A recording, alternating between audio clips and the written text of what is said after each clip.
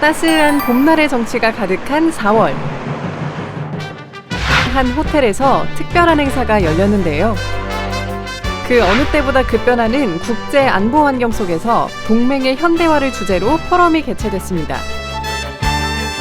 이번 포럼을 주최한 정몽준 명예이사장을 비롯해 국내외 다양한 글로벌 외교안보 전문가들이 한자리에 모였는데요.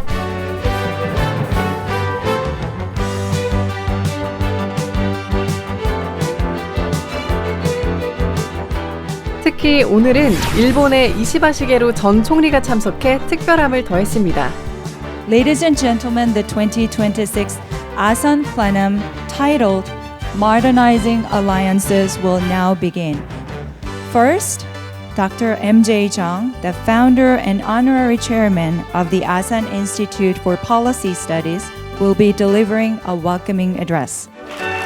포럼을 주최한 정몽준 명예이사장의 환영사가 진행됐습니다. The theme of this year's plenum is modernizing alliances.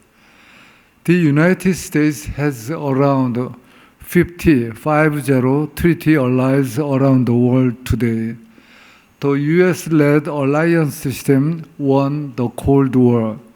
In Asia, the hub and spoke system deterred a second Korean War and laid the conditions for economic development and democratization in South Korea, Japan, Taiwan, Philippines, and beyond. In Europe, the collective security of NATO won the Cold War against Soviet Union, reunified Germany, and liberated the Warsaw Pact countries from communism. South Korea is one of the great alliance success stories. Since 1953, the Korea-US alliance has been the shield that enabled the miracle of the Han River.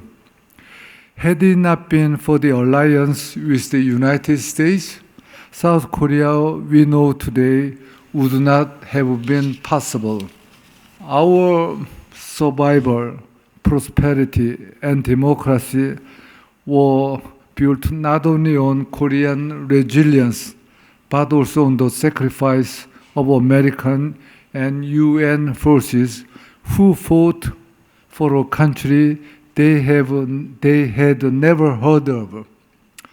Many of our speakers today come from countries who sent troops and medical support under the UN flag to defend South Korea, including Australia, New Zealand, the Philippines, India, and United Kingdom. On behalf of the Korean people, I want to express my sincere gratitude to you for your sacrifice. Ladies and gentlemen, today, as the United States rethinks its place in the world, the US-led alliance system that emerged at the end of the Second World War is undergoing a major change. Over the past decade, the United States started to modernize its alliances in different ways.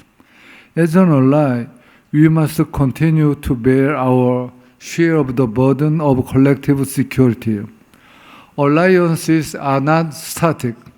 They must evolve, or they may erode. They must modernize, or they may weaken. Dear friends, ladies and gentlemen, please allow me to conclude my remarks with some thoughts on what I think a true modernization of the US alliance system could look like. The first suggestion is a stronger nuclear sovereignty for allies. We must also be prepared to discuss options once considered difficult. This includes the redeployment of several dozen US tactical nuclear weapons that the United States withdrew from South Korea in 1991 with the end of the Cold War. The United States still deploys about 100 tactical nuclear weapons in 5 European countries, then why not in South Korea? Nuclear weapons can be deterred only by nuclear weapons. In Europe, US tactical nuclear weapons have long been forward deployed under NATO's nuclear sharing arrangement. They are not symbols of escalation, but tools of reassurance. They are political signals that deterrence is collective and credible. This raises a question: why is such an arrangement considered stabilizing in Europe but unthinkable in Asia? The debate must now move beyond whether such options can be discussed. This can include questions of command and control, escalation management, and the alliance consultation mechanism. One possibility that you could consider is a coordinated approach involving South Korea and Japan. These discussions raise sensitive political questions, especially in Japan. Japan's 3 non-nuclear principles have played an important role in the past, but principles created for a previous environment should not be a barrier in time when environments have changed. Even in Japan, there is a growing debate about whether all 3 principles remain equally viable today. My second suggestion is that stronger collective security cooperation should be the aim of alliance modernization. It is time to rethink the architecture of security in the Indo-Pacific. We need an Asian version of NATO. We may call it the Indo-Pacific Treaty Organization, IPTO. In our hub and spokes alliance system, the United States and its treaty allies, South Korea, Japan, Australia, New Zealand, and the Philippines and Thailand, should strengthen the spoke-to-spoke cooperation. We should also increase cooperation with the important partner like India. Alliance modernization must account for the reality that the United States is rethinking its approach to the world. Modernization should not be allowed to transform into alliance termination. We should be careful not to throw the baby out with the baby water. I hope my calls for nuclear sovereignty through nuclear weapon sharing and redeployment of tactical nuclear weapons and collective security measures will ensure that the US-led alliance system can be modernized to successfully endure for another 80 years. During today's sessions, we'll examine alliance modernization across military, economic, and technological dimensions.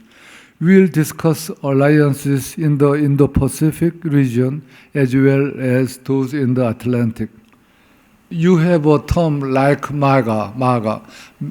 Let's make America great again. And this morning I want to say, let's make alliance great again. It's another MAGA. Thank you very much for sharing your insight and wisdom.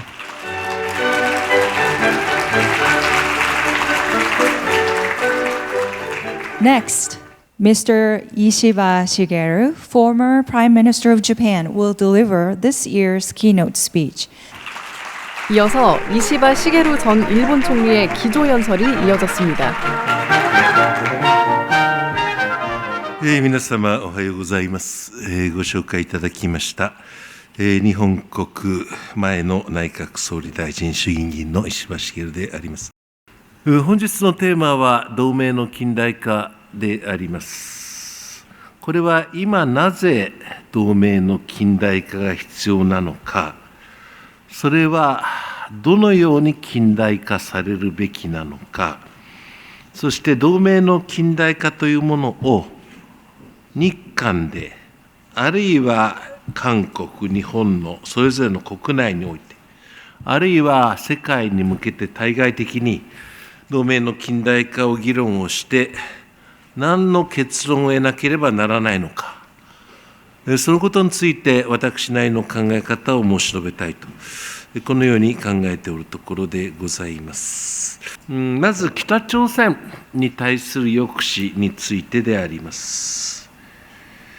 我々日本政府といたしましては、NPT 体制を維持しなければならないという観点からも、北朝鮮を核保有国として認定はいたしておりません。しかしながら、北朝鮮が核兵器、そしてまたミサイルによる運搬手段、その開発を着々と進め、その能力を非常に高めているということは間違いのない事実であります。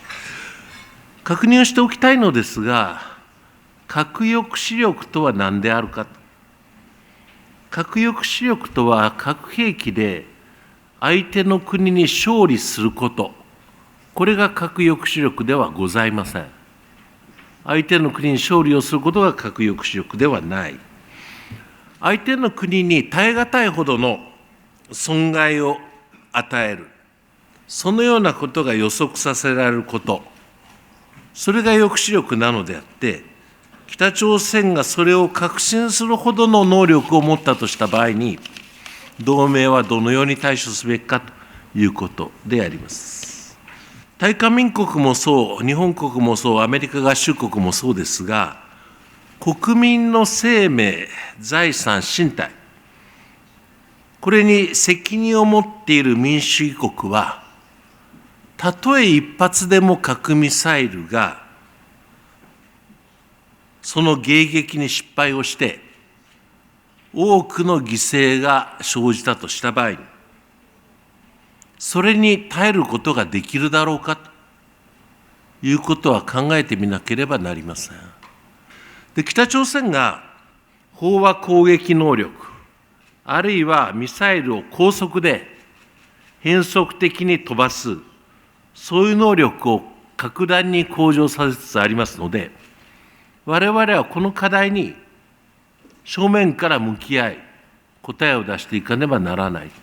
この議論を避けてはならないと私は思っております。我が日本国においては、核兵器を日本国は作らない、持たない、持ち込ませない、このような3つの原則が存在をしていることをご存知の方も多いかと思います。で、我が国は唯一の被爆国でございますから、核兵器に対する強い忌避感、これがございます。これは日本人でないとわからないと思います。昨年は広島、長崎に原子爆弾が投下をされて80年という年でありました。私は内閣総理大臣として広島、長崎でスピーチをいたしました。長崎で申し上げたのは、広島が世界で最初の被爆地である。この事実は決して変わることがない。広島が世界で最初の被爆地である。原子爆弾の被害を受けた土地であるということは永久に変わらない。しかし長崎が最後の被爆地であるかどうかは、これは人類の努力にかかっている。このように私は長崎でスピーチをいたしました。その思いは今も変わりません。しかし、核兵器のない世界を誠実に求めるということと、核戦争のない世界を何としても維持するために、核抑止力を真剣に考えること。パラドックスのようでありますが、これを何としても両立をさせなければなりません。オバマ大統領がプラハで述べたように、それはずっと先のことかもしれない。しかし核のない世界というものを我々は誠実に求めていかなければならない。同時に核戦争のない世界を実現するために、核抑止力を真剣に考えていかねばならない。この両立を図っていかねばならないと考えます。そのために NPT 体制が堅持されるということは、日本国として最も重要なことであると考え、今後とも努力をいたしてまいります。これも名誉理事長からお話がありましたアジア版 NATO についてであります。ウクライナがもし NATO に入っていれば、ロシアから侵略されることはなかったはずだ。もちろん、領土問題を抱えている国が NATO に入ることはできないという、そういう暗黙の了解があることはよく承知をしていますが、ウクライナが仮に NATO に入っていれば、ロシアから侵略をされることはなかったはずであります。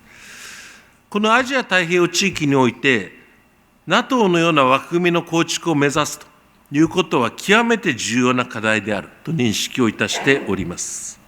最後に、日本と韓国の安全保障関係の強化についてであります。日本と韓国との連携は道徳的であり、普遍的なものであり、そして国際社会の在り方を日本と韓国は共に提起をしたい。私はそのように願っております。昨年は日韓国交正常化60周年でした。記念すべき年でした。これを機会に、日本と韓国の両国が、そしてイ・ジェミョン大統領と我が高市総理が、そして今日お集まりの皆様方と日本の人たちが、共に真剣に議論をし、答えを見出し、日本と韓国が共に新しい世界の平和を作る、そのような時代を私は心から願っております。本日のフォーラムが実り多いものとなりますように、心よりお祈りしてお話を終わります。ありがとうございました。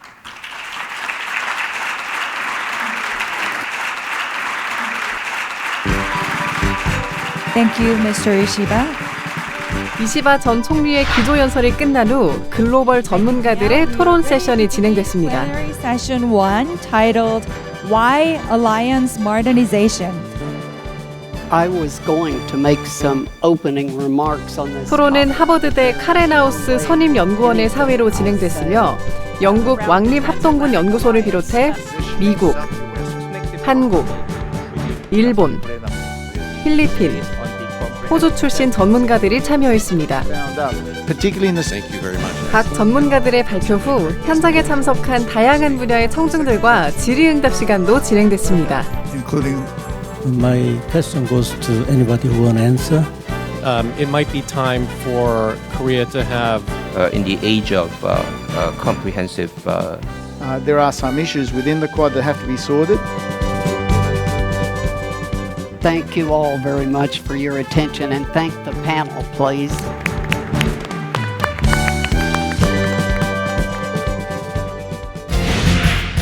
전 세계 외교안보 전문가들이 함께 국제 현안을 논의하고 해결 방안을 모색하는 것.